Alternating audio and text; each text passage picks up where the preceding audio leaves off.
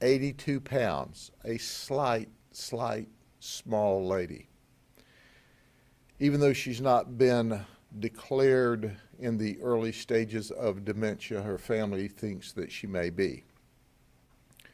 So on Tuesday, October the 12th at 5:30 in the morning, we knew she was alive because her sister, who she lives with off of Deanstill Road, was preparing to go to work.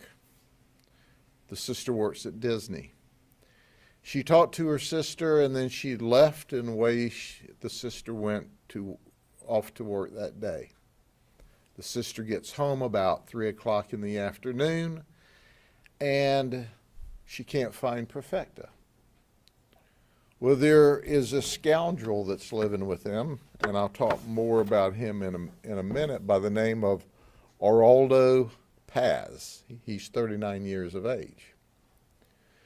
When the sister comes home, Araldo is working in the yard. He is living with Perfecta and her sister at her sister's house. He had been there about 7 months. He'd been there 7 months because he'd been injured in construction in Texas and needed some help, and the family agreed for him to stay there. So the sister can't find Perfecta. Araldo says that Perfecta had too much pride, and she left. She left home. Well, the sister took that on face value, thinking, well, she's got lots of friends. She talked about moving out and getting her own place. Maybe she was out looking for a home. So now it's Wednesday, about 4 o'clock in the morning. The sister wakes up to go to work. She checks to see if her sister Perfecta is in her room, and she's not. She can't find her. She goes to work, and all through the day, she's trying to call her on the cell phone. She's talking to friends. No one knows where Perfecta is, and she is remarkably worried. She gets home from work about 5 o'clock on Wednesday afternoon, and not only is Perfecta still missing, but Araldo's gone. He's gone. He's taken off in this vehicle. All of his clothes and belongings are gone. So Araldo's at large, driving this 1999 beige Toyota Camry with a Texas tag, PTC 9735. She immediately, at 5:47, notifies the sheriff's office. So now it's Wednesday late afternoon. As you know, we get the call at 5:47. It starts to get dark now, about 6:30-ish, but we're out there looking. We've got aviation, drones, canines. We're on the side of the road because with the initial information that we receive, we believe that maybe she's wandered off. So we search the woods. It's out in a wooded area. We search the sides of the road. We search the wood. We can't find her. We try to contact Araldo on his cell phone. He's not answering. Can't find him.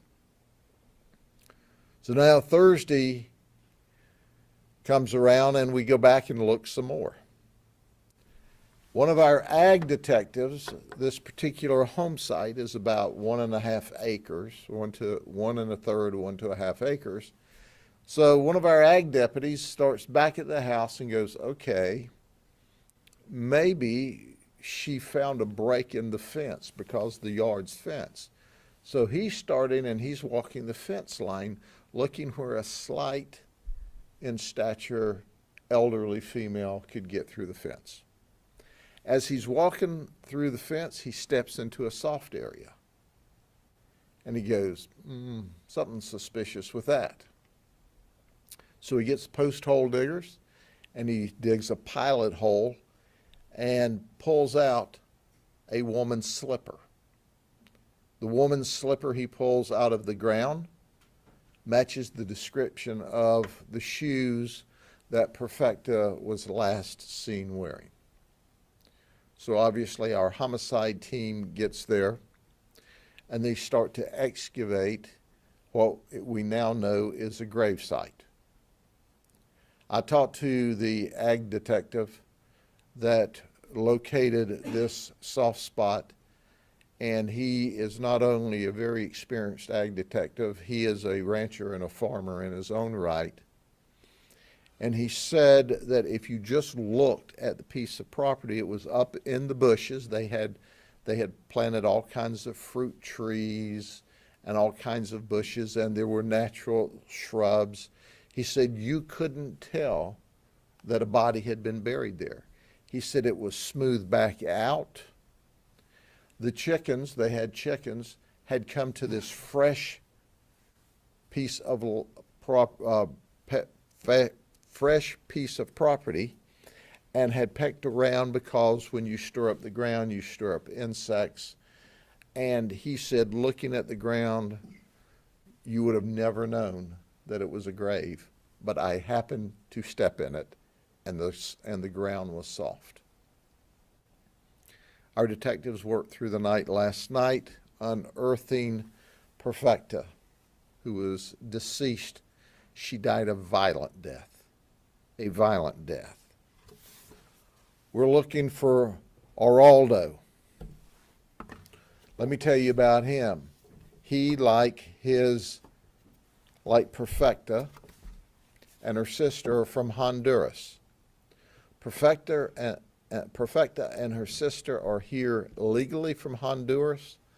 Araldo is not. He's illegal. He's an illegal alien who has no legal standing in this country. He's been here since 2003. So it's important to point out that, of course, that Perfecta adopted him when he was very young because his natural mother passed. When he was about 6 or 7, Perfecta wanted to come to the United States, according to the sister, and Araldo didn't want to come, so he stayed back in Honduras with his father, his natural father, until he came to the United States in about 2003. So what we know now is that sometime after the sister went to work at Disney, Araldo violently murdered the lady that adopted him so many years before and buried her in a shallow grave. She was about 1.5 feet under the earth. And he fled with all of his clothes and belongings. He spent from 2003 until about 7 months ago, as far as we can determine at this point in time, in Texas, when he was injured in construction. They agreed for him to come here so that they could take care of him during his rehabilitation. But about 2 months ago, Araldo and his aunt, who adopted him as her child, had an argument over money, and she said she wanted her money back. It is reported to us by witnesses that Perfecta said at the time that Araldo pulled a gun on her and threatened her. But the disturbance calmed down, and they remained living together. So why did Araldo 2 months later kill his aunt, who was his adoptive mother? Well, apparently Perfecta was kind of perfect in the way she wanted things done. And according to the sister, Perfecta continued to stay on Araldo. He couldn't do anything right. If you washed the car, he used too much water, too much soap, not enough water. She just nagged him and nagged him and nagged him. And apparently, according to Araldo, from what we see in evidence, of course, we've not had the opportunity to talk with him, he finally did away with Perfecta. He has virtually no criminal history other than an illegal entry into the country in 2003 and a possession of cannabis in 2015 that was ultimately dismissed. Currently, we have outstanding warrants for Araldo for first-degree murder, for grand theft, and for tampering with evidence. We have this fuzzy picture of the vehicle. We also have evidence and information that this vehicle was recently seen in Texas, in the greater Houston area. So he's back in the area that he fled from. We don't know if he's making his way back to Honduras, if he's got infrastructure and friends there or not. If he is, he shouldn't be too difficult to find, because he'd be the only Hispanic going south of the border when everybody else is coming north of the border. But we need to find him. There's obviously a reward out through Crime Stoppers if someone knows his whereabouts. All you have to do is notify us. We find him with your information. You don't testify. We never know who you are. You never come to court. You make money.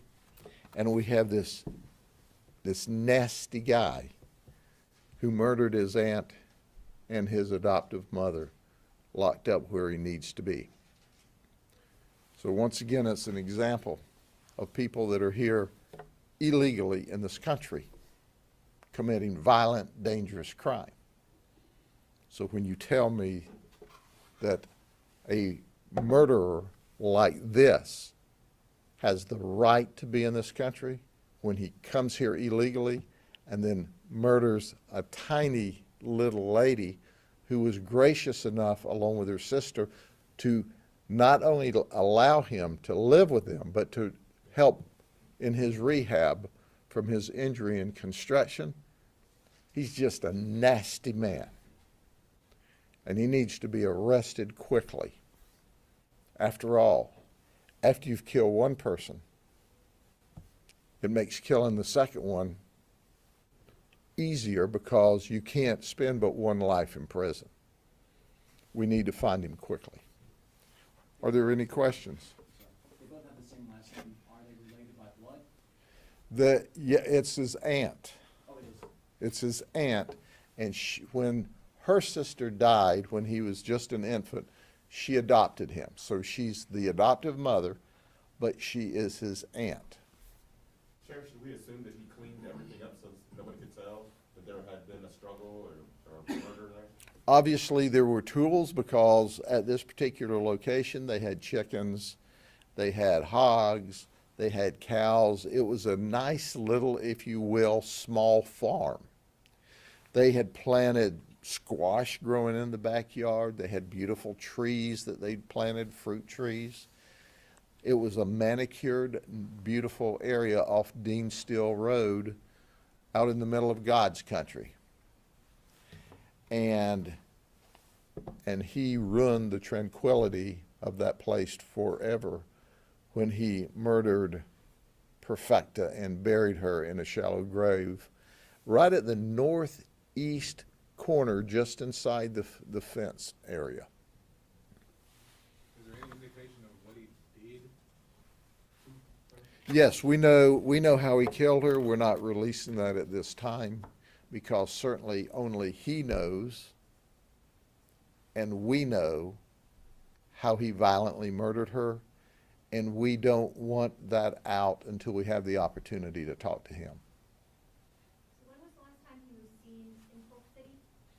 The last time he was seen was when Perfecta, the sister went to work and on Wednesday, October the 13th, and Perfecta's still missing.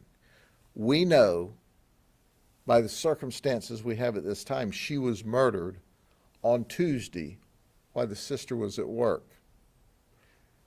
The last time that he was seen was on 27. That's the last photograph we have of him. on Highway 27. So he moved out of the house. He was at the house on Wednesday morning at about 4 or 5 o'clock when the sister went to work because she heard him there in the house. He had moved out after she went to work on that day. Any questions? Any other questions? An unrelated question, Nicholas Cruz had an appointment this morning or some kind of a hearing. I don't know if he's entered a plea, but it's expected that he will or has entered a plea of guilty. Can you react to that? It's abundantly evident that Nicholas Cruz is a vicious maniac murderer. He killed all of those beautiful children at Parkland. I'm on the commission that's investigating that, and I know a lot about Nicholas Cruz that I can't legally share. But I can tell you that I don't have the inside information either from the public defender or from the state attorney of why he's contemplating a plea.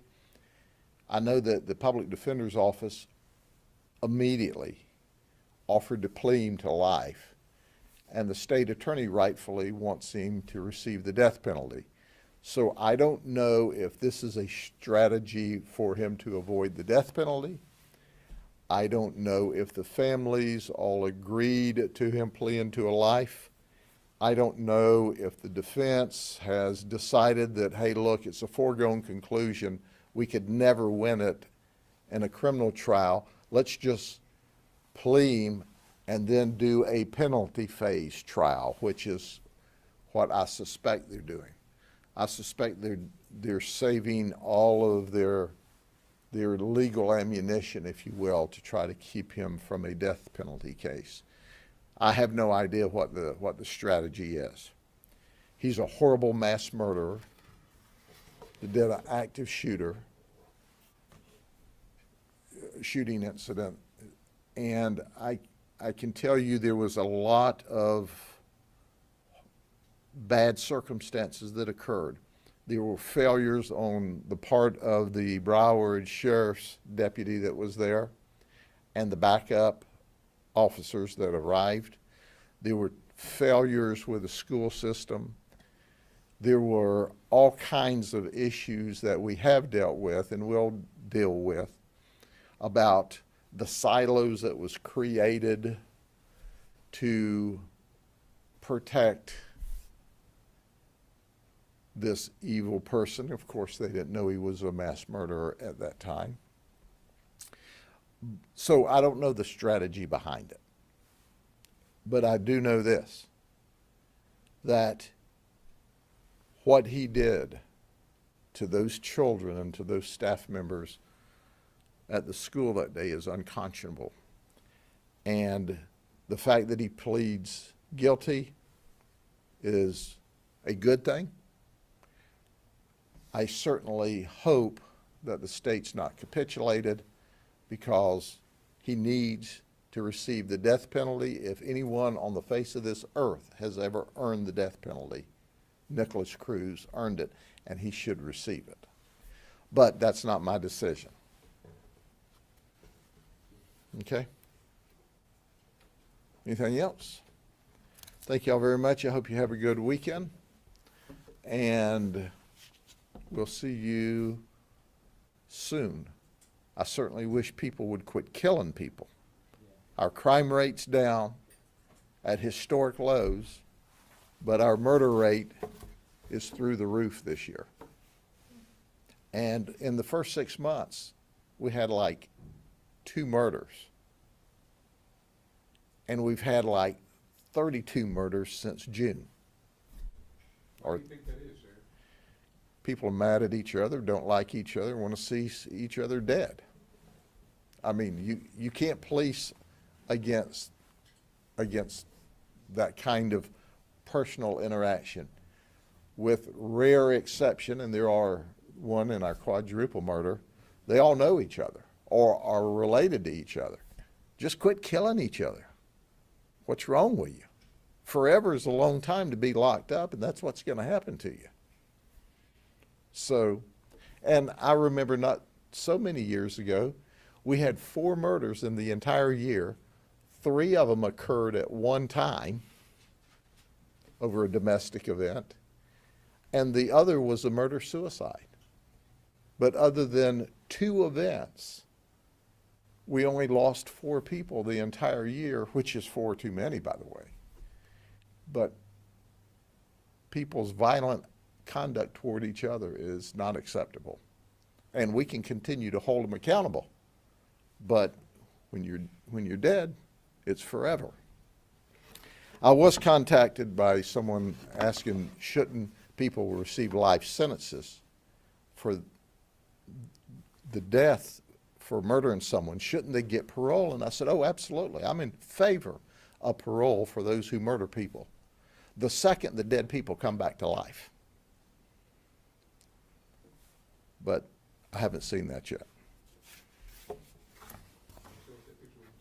Which one you want? There's Perfecta.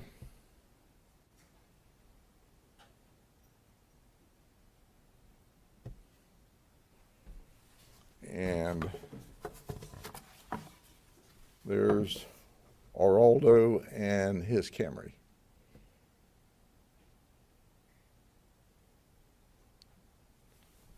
Y'all know it's so good to see you again. Take care.